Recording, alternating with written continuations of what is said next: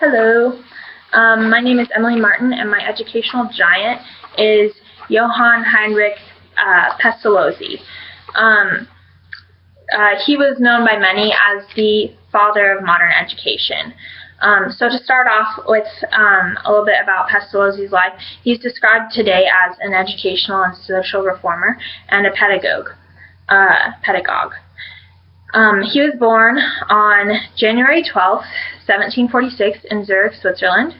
And then in his later teen years, he attended the University of Zurich and studied theology, but his studies were cut off, and he had to leave the school because of his political activity while attending. I guess he got in trouble for that. He then lived on his farm near Zurich for many years, and later on became the director of a school in Bergdorf, Switzerland in 1799. Then he became the head of an experimental institute in Verdun, Switzerland, and it was based off of his own beliefs. It was Pestalozzian teachings, and so he had that school from 1805 until his retirement in 1825. And then at the age of 81 in 1827, he died in Brugg, Switzerland. So that's a little bit about his life. So now on to his educational philosophies and beliefs. As I mentioned earlier, Pestalozzi is believed or is known for being a pedagogue today.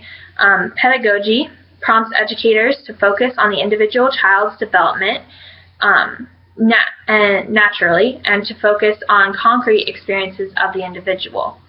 I found a quote that for me kind of showed the importance of teaching for the child, for the learner. It says, "Often teachers fall or are pushed into schooling, trying to drill learning into people, according to some plan drawn up often by others." Paulo Freire famously called this banking, making deposits of knowledge. It can quickly descend into treating learners like objects, things to be acted upon rather than people to be related to. In contrast, to call ourselves educators, we need to look at to acting with people rather than on them.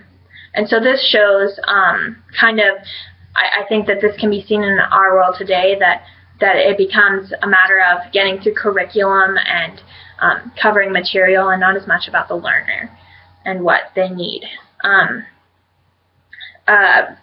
Pestalozzi also stressed the importance of teaching the whole child, and not just the intellect.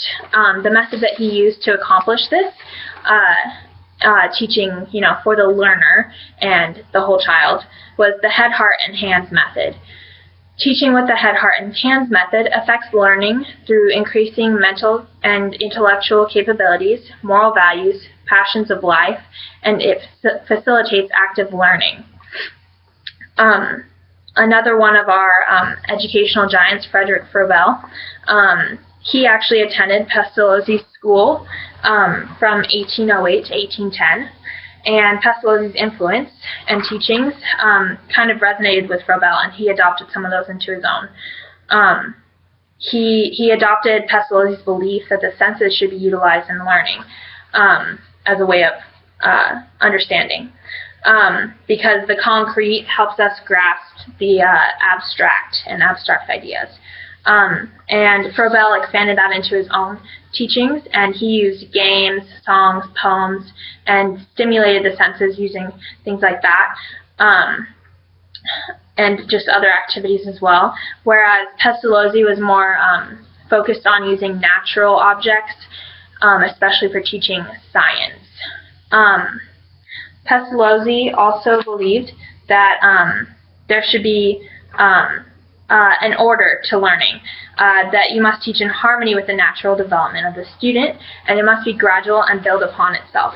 He believed that subjects should be taught slowly from basics and then moving to complex ideas, and that way the learning can be built upon for the child, and you don't surpass the level of development that the child is at, and they can have full understanding of what they're learning.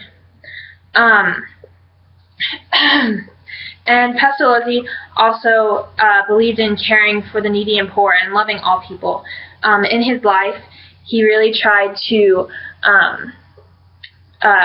help others. And while he was living on his farm after leaving the University of Zurich, he tried to open a school for the poor. And it failed, but he continued on in his life trying to open up schools for people of all different types and all kinds of life. And this kind of showed that Pestalozzi thought it was really important that everyone received an education.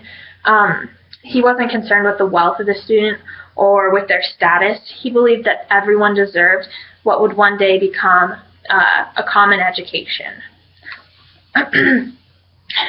And now moving on to his major contributions and his influence.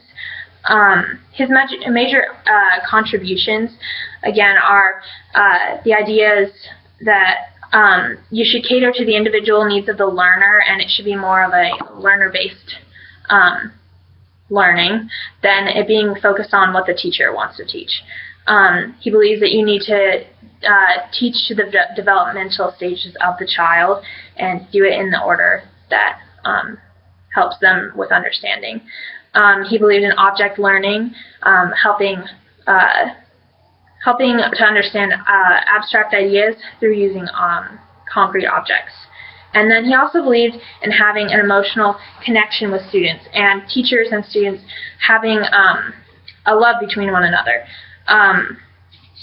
He believed that children should be taught and be brought to develop feelings of self-respect, emotional security, and love.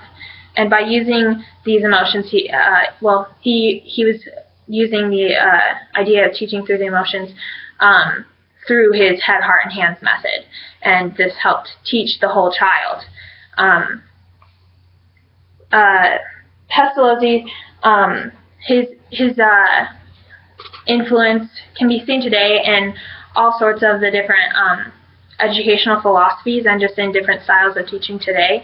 And one way that I noticed many ways in my own personal educational career, but I noticed that at BYU Idaho there is kind of the same idea of teaching to the whole person or the whole child, because we're focused on becoming better disciples of Christ through our learning and growing, and it's not just focused on the academic and intellectual side of things.